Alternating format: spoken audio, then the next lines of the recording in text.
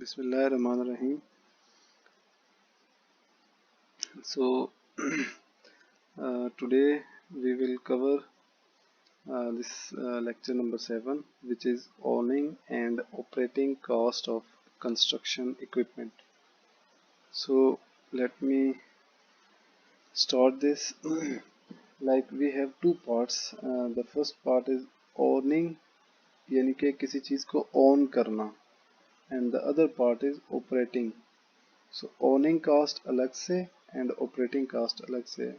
So we will cover owning cost first and then we will cover operating cost of construction equipment.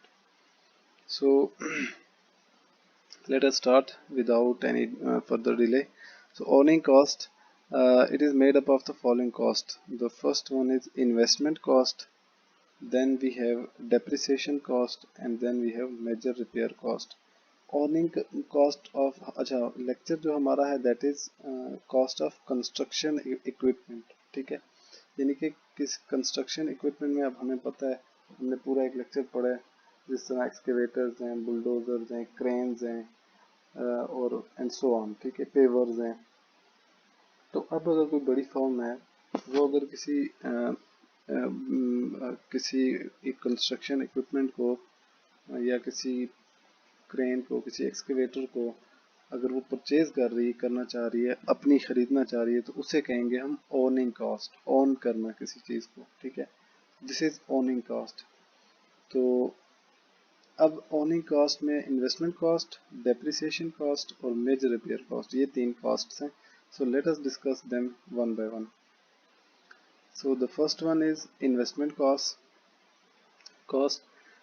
It is a kind of fixed cost and continues to be incurred whether the equipment is used or not. The investment cost comprises of the following. अब इसमें वो कह रहे हैं कि मतलब आपने एक चीज़ जब परचेज की, सो अभी वो फिक्स्ड होगी, मतलब आपने परचेज कर ली, अब आप आगे उसको अपने मकसद के लिए यूज़ करें या ना करें, वो आपने कास्ट जो है ना वो लगा ली है। अब जो वो कम नहीं हो सकती। वो आपने एक चीज़ परचेज कर ली है, वो अपने इक्विपमेंट को ओन कर लिया, अब आप इसको कम नहीं कर सकते। The investment cost comprise of the following. अब इन्वेस्टमेंट के अंदर फर्दर ये उसकी कैटेगरीज हैं, सब कैटेगरीज हैं कि interest on the money invested in the procurement of the equipment, ठीक है। अब ये देखें कि interest on the money invested in the procurement of the equipment. अब वो उस मनी पे, अब ऑब्वियसली ये मशीनें करोड़ों के हिसाब से महंगी होती हैं, मिलियंस में इनकी जो है प्राइस होती है। तो अब अगर किसी के पास इतनी अमाउंट नहीं है लेकिन फिर भी वो इक्विपमेंट को ख़रीदना चाह रहा है, तो वो किसी से बाय करेगा, बोरो करेगा वो अमाउंट, तो वो क्या करेगा, उस अमाउंट पे जिससे वो लोन लेगा, वो उस अमाउंट पे उनको इंटरेस्ट देगा। तो किसी इंटरेस्ट रेट पे उनसे वो पैसे लेगा, वो उधार लेगा, तो वो उसे कहते हैं हम कि इंटरेस्ट ऑन द मनी, ठीक है। दूसरा, अगर various taxes on the equipment, obviously हम सबको पता है कि किसी भी इस तरह की कोई हैवी इक्विपमेंट या कमर्शियल कोई मशीनरी आप लें तो आपको टैक्सेस देने पड़ते हैं। इवन आप ये कमर्शियल क्या बल्कि प्राइवेट अपनी व्हीकल है उस पर भी टैक्सेस होते हैं। तो वो तो व्हीकल है और ये तो कमर्शियल है, कमर्शियल पे टैक्सेस ज़्यादा होते हैं। फिर इसी तरह इंश्योरेंस एक्सपेंसेस, ओबियसली आप कोई अपनी अगर जो उस इक्विपमेंट की, लेट से एक्सकेवेटर की अगर आप इंश्योरेंस करवाते हैं तो वो भी आपने पर ईयर उसका अलग से पे करना है। And then storage cost. और अगर आपके पास जो कंस्ट्रक्शन इक्विपमेंट्स हैं वो ज़्यादा हैं, लाइक आपने वैरायटीज रखी हुई है, लाइक एक्सकेवेटर भी रखा हुआ है, बुलडोजर भी रखा हुआ है, बड़ी क्रेन भी रखी हुई है, कोई बड़ा जिसे कहते हैं ना फर्म है, जिस तरह नेस्पार्क है, NHA है, और इसी तरह ये हबीब रफ़ीक और एंसो FWO, तो इनके पास ये सारी की सारी और नंबर ऑफ मशीन होती हैं। तो जाहिर है फिर इन पे इंश्योरेंस कॉस्ट, टैक्सेस और स्टोरेज कॉस्ट, तो अब ज़ाहिर है जितनी ज़्यादा मशीनरीज होंगी उतनी ज़्यादा उस पर स्टोरेज कॉस्ट आएगी। स्टोरेज के लिए ज़ाहिर है आपको जिस तरह गैराजेस होते हैं फिर लैंड आपने उसके लिए अलग से एक वक्त करनी है एंड सो ऑन, ठीक है।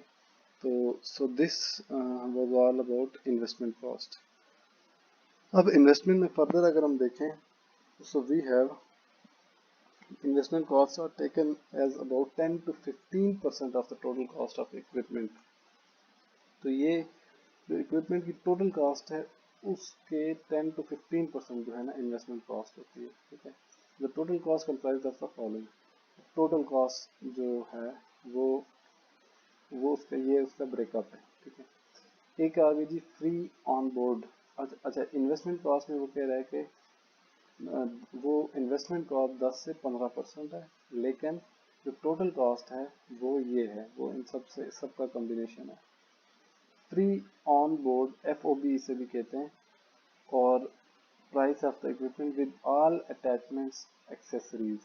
अच्छा, फ्री ऑन बोर्ड ये मैंने इसकी डिटेल जो है ना इंटरनेट से आपके लिए यहाँ पे ये नीचे नोट्स में कॉपी की है कि इन शॉर्ट FOB इसे कहते हैं is a term frequently used in shipping terms where the seller quotes a price including the cost of delivering goods to the nearest port.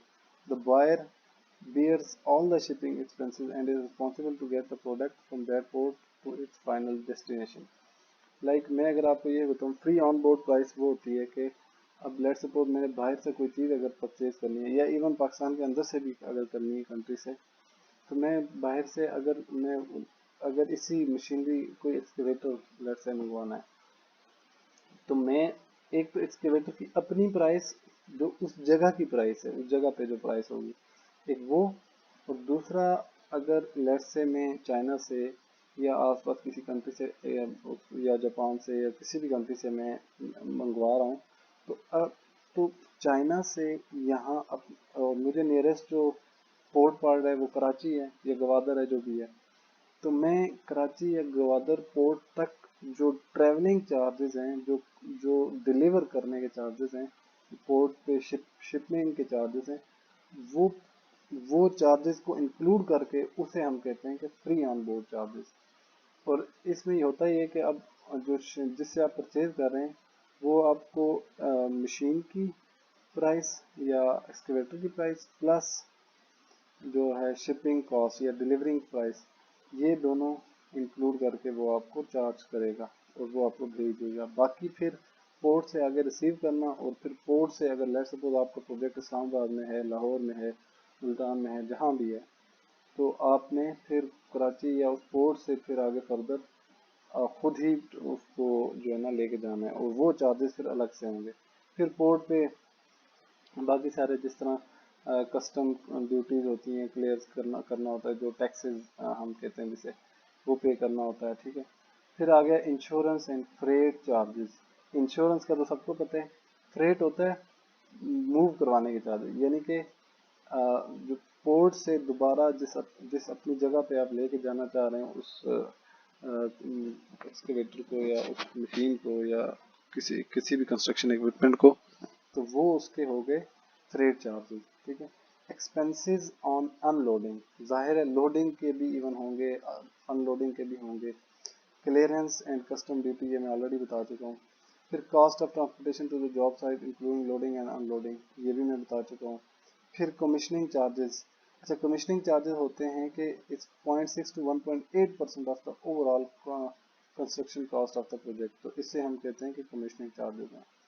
और ये नीचे अगर मैं जाऊँ तो ये जो हमने फ्री ऑन बोर्ड प्राइस वो पड़ी है, फ्री ऑन बोर्ड प्राइस, इसमें एक दो चीज़ें टर्म्स और भी यूज़ होती हैं, CIF cost insurance and freight, और CFR कॉस्ट एंड फ्रेट, ठीक है, कॉस्ट एंड फ्रेट। तो ये ऑलरेडी हम ऊपर डिस्कस कर चुके हैं, लेकिन ये टर्म्स यूज़ होती हैं, सो यू मस्ट नो। और ये जो नोट्स हैं ये आपकी अंडरस्टैंडिंग के लिए, इसीलिए मैंने अपनी जो लेक्चर है इसको फुल स्क्रीन नहीं किया हुआ ताकि आपको ये नोट्स में दिखा सकूं। So moving to the next one, that is depreciation cost. So whenever any machine or equipment performs useful work, its wear and tear is bound to occur. So this can be minimized by some extent by proper care and maintenance. Its efficiency also reduces with the lapse of time, and at one time it becomes uneconomical to the used to and need replacement by the new units. This amount is deducted yearly from the profit and kept separately to have sufficient money for replacement at end of useful life. अच्छा, depreciation cost में वो कह रहा है कि जब भी कभी आप कोई मशीन या कोई इक्विपमेंट को जब आप यूज़ करते हैं किसी प्रोजेक्ट के अंदर, तो होता क्या है कि उसकी वेयर एंड टेयर होती है। आप सब आपको पता है, इवन जो हमारी ये पर्सनल व्हीकल्स हैं या कमर्शियल हैं या पब्लिक हैं, पब्लिक ट्रांसपोर्ट व्हीकल्स, जब भी हम इनको इवन ट्रैवल करते हैं तो इनकी with the passage of time wear and tear होती है। तो इनकी जो एफिशिएंसी है, अगर लेट्स से इनिशियली इनकी एफिशिएंसी 100% थी, तो इनकी एफिशिएंसी जो है ना, काम करने की जो सलाहियत है वो कम होती जाती है with the passage of time. तो अब उसको वो कह रहा है कि मिनिमाइज करने के लिए हम एक तो ये प्रॉपर उसकी केयर करें, और फिर जो उसको हैंडल कर रहे हैं या जो ऑपरेटर है या जो ड्राइवर है वो फिर एक्सपीरियंस्ड हो और प्रॉपर तरीके से उसको वो हैंडल करे। एक तो ये तरीका इसको कम करने का। अब ये भी नहीं हो सकता कि एक बंदा जो उसको फुली ऑपरेट करना ना जानता हो और उसको आप दे दें कि आप इसको ऑपरेट करें, तो उस केस में फिर डेप्रिसिएशन कॉस्ट बहुत ज़्यादा बढ़ जाएगी। फिर दूसरी बात वो ये कह रहे हैं कि एक टाइम ऐसा आता है कि मतलब लेट से उसकी जो कॉस्ट है, वर्किंग जो लाइफ थी उसकी, फंक्शनिंग की जो पीरियड था वो लेट से 10 years था। तो अब आप ये करेंगे कि आपको वो जो क्रेन है, वो जो एक्सकेवेटर है, वो आपको पर ईयर, ऑब्वियसली वो आपको पर ईयर या पर मंथ या पर डे वो आपको इनकम दे रहे हैं, ठीक है, प्रॉफिट दे रहा है सम। तो आप क्या करते हैं कि पर ईयर की बेस पे, अब लेट सपोज अगर आपको वो 10 मिलियन प्रॉफिट दे रहा है पर ईयर, ठीक है, तो आप क्या करेंगे कि 10 मिलियन में से 1 मिलियन या 2 मिलियन उसकी डेप्रिसिएशन कॉस्ट जो है ना, समझ के उसको अलग रख देंगे। वो ये होगा कि हर 2 साल बाद जब आप 1 या 2 मिलियन जब आप अलग करके रखते जाएंगे, तो 10 साल बाद आपके पास इतने पैसे हो जाएंगे कि आप उसी प्रॉफिट के पैसों में से आप नई मशीन खरीद लेंगे, क्योंकि ये वाली मशीन जो है ना आपकी काम की नहीं रहेगी। सो ये उस मशीन, ये वो बात लिखी है कि this amount is deducted yearly from the profit and kept separately to have sufficient money for placement at end of useful life. तो इसे हम कहते हैं कि depreciation cost. Now we have major repair costs. So while minor or field repairs are carried out during the day-to-day working of the equipment, the major repairs are carried out after the substantial use of the equipment.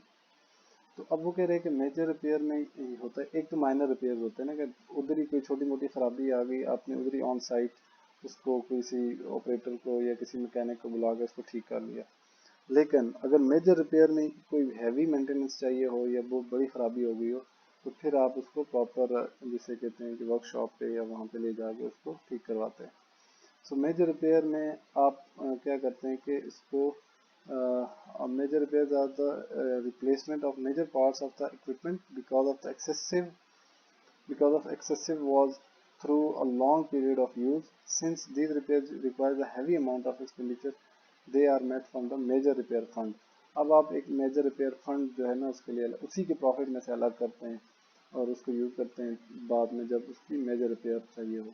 Like आपने पूरी machine का engine change करना हो या what ever, ठीक है, तो वो आप अपनी किसी, अगर किसी के पास, आप में से किसी के पास बाइक है या गाड़ी है, तो आप उसके साथ इसको रिलेट कर सकते हैं। अच्छा, हमने अभी तक लेक्चर का एक पार्ट जो था हमारा owning cost of construction equipment, वो हमने देख लिया। ओनिंग कॉस्ट में हमारे पास 3 आगे फर्दर कॉस्ट थी जो कि हमने देख ली। एक थी major repair, then depreciation, and then we have investment cost. Now we have operating cost. So operating cost में हमारे पास we have the following cost.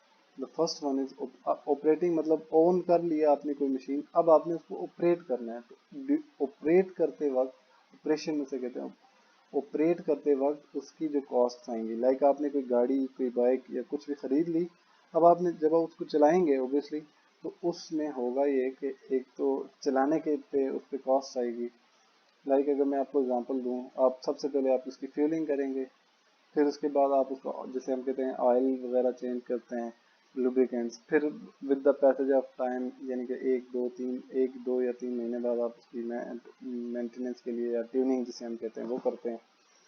फिर बाकी जो अब ओबियसली जो बंदा ये मेंटेनेंस कर रहा है या कोई जो ऑयल चेंज कर रहा है, तो वहाँ पे लेबर या जो मैकेनिक जो काम कर रहा होता है, तो वो उसके चार्जेस जो पड़ते हैं तो उसे हम लेबर कॉस्ट कहते हैं। और इसी तरह कोई और चीज़ अगर ख़राब हो जाती है तो उसे हम फिक्स करवाते हैं या रिपेयर करवाते हैं, तो उसे हम रिपेयर कॉस्ट कहते हैं। ठीक है, तो इस कैटेगरी में भी यही होता है कि cost of fuel, cost of lubricant, servicing and maintenance cost, labour cost and cost of field repair. So I hope आप सब इन चीज़ों को अंडरस्टैंड करते हैं कि ये सारी कॉस्ट क्या होती है।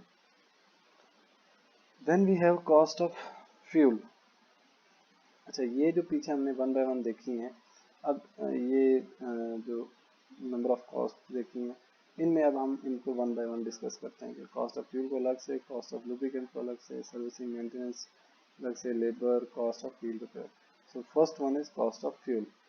The actual consumption of fuel और electricity in these construction equipment depends upon engine BHP, जिसे हम हॉर्स पावर कहते हैं। जिस तरह छोटी गाड़ी में HP होता है हॉर्स पावर, इनमें होता है BHP यानी कि ब्रेक हॉर्स पावर। बड़ी ये जो कंस्ट्रक्शन इक्विपमेंट्स हैं इनके लिए हम वर्ड यूज करते हैं BHP। तो एक एक जैसे कहते हैं ना हम कितने हॉर्स पावर की, जिससे गाड़ी के जो इंजन का पता चल जाता है कि कितने हॉर्स, जिसे हम कहते हैं जिस तरह के बाइक्स होते हैं वो 70 cc 125 cc। फिर इसी तरह कार्स वगैरह की कैटेगरी में आ जाएं तो 1000 cc 1300 cc and so on. ठीक है, फिर बड़ी गाड़ियों में चले जाएं तो 2500 cc 3000 cc 3500 cc and so on. I may be wrong और राइट, बट आई होप आप इन सारी चीज़ों को अंडरस्टैंड करते हैं। तो बड़ी गाड़ियों में हम BHP की टर्म यूज करते हैं। सो BHP को मैंने ये आपके लिए यहाँ पे नोट्स में लिखा भी हुआ है। HP वैसे additionally break horse power, BHP इसे कहते हैं, has been used as a definitive measurement of engine power. It's distinct from horsepower because it takes into account power loss due to friction। यानी कि ये HP से क्यों, BHP जो है ये HP से क्यों डिफरेंट है, बिकॉज इसमें जो पावर लॉस है वो फ्रिक्शन की वजह से भी होती है। It's measured by running an engine up to full revolutions, then letting it naturally slow down to a dead stop। यानी कि ये इंजन को फुल जो रेवोल्यूशन पे चलाते हैं, फिर उसको स्टॉप करने के लिए, मतलब जब ये स्टॉप करते हैं तो वो टाइम लेता है कि डेड स्टॉप, बल्कि बिल्कुल रुक जाए। ठीक है, इस वजह से ये BHP जो है ये HP से डिफरेंट है। अच्छा, the load factor which means the extent to which the engine will operate at full power. ठीक है, तो अब कॉस्ट ऑब्वियसली हमें पता है कि जब इंजन फुल पावर पे काम करेगा तो फ्यूल कंजम्पशन भी ज़्यादा होगी। तो कंडीशन ऑफ द इंजन नया होगा तो फ्यूल जो एफिशिएंसी ज़्यादा होगी, फ्यूल कंजम्पशन कम होगी। इंजन पुराना होगा तो एफिशिएंसी कम, फ्यूल कंजम्पशन ज़्यादा। तो this was about cost of fuel. Now we have cost of lubricant. अब हमें पता है कि लुब्रिकेंट, अब जिस तरह गाड़ियों में हम ऑयल वगैरह चेंज करते हैं या बाकी जहाँ पे लुब्रिकेशन की ज़रूरत हो तो वो वहाँ पे हम ग्रीस वगैरह या जो भी है वो लगाते हैं।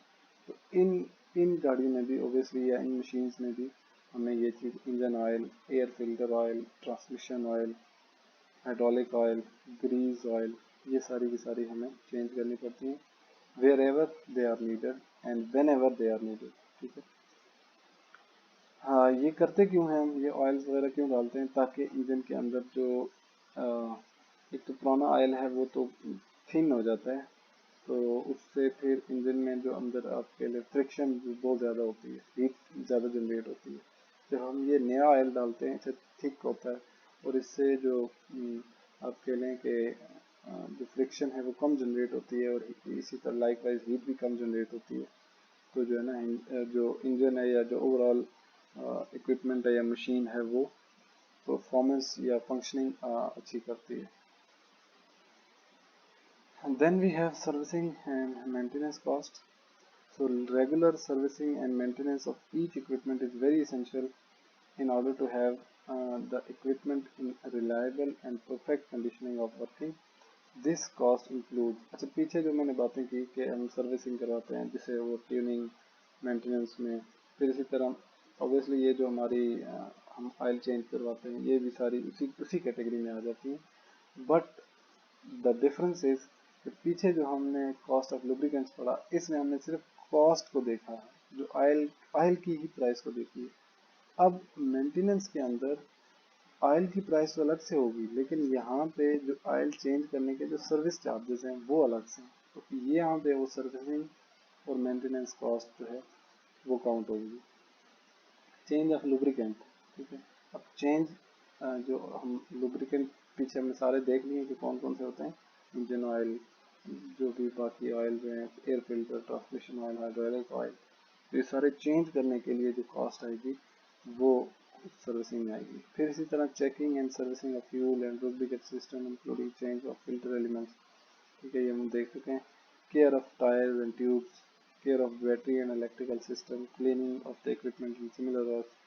अच्छा, tyre, tube, battery, electrical system, ये सारी चीज़ों का केयर करना, फिर उनको ओवरलुक करना कि यार सब सारी चीज़ें फंक्शनिंग कर रही हैं, प्रॉपर ठीक है या नहीं है। फिर इसी तरह जो जिस तरह हम अपनी गाड़ियों को सर्विस करवाते हैं, मतलब सर्विसिंग मीन्स के उनको धुलाई वॉश करवाते हैं, तो वहाँ इसी तरह इनको इनको भी एक सर्टेन पीरियड ऑफ टाइम इनको वॉश करवाने की ज़रूरत पड़ती है।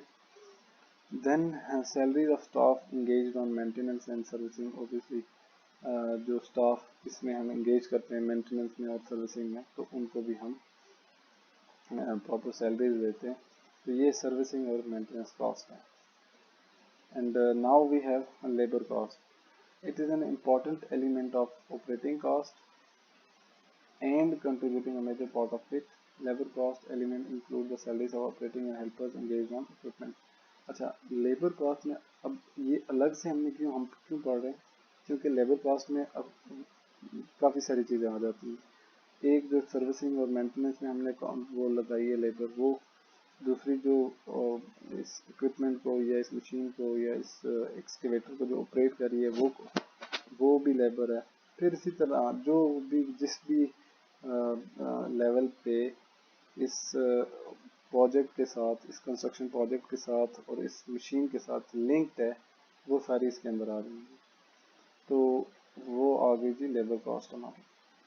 Then we have cost of repairs.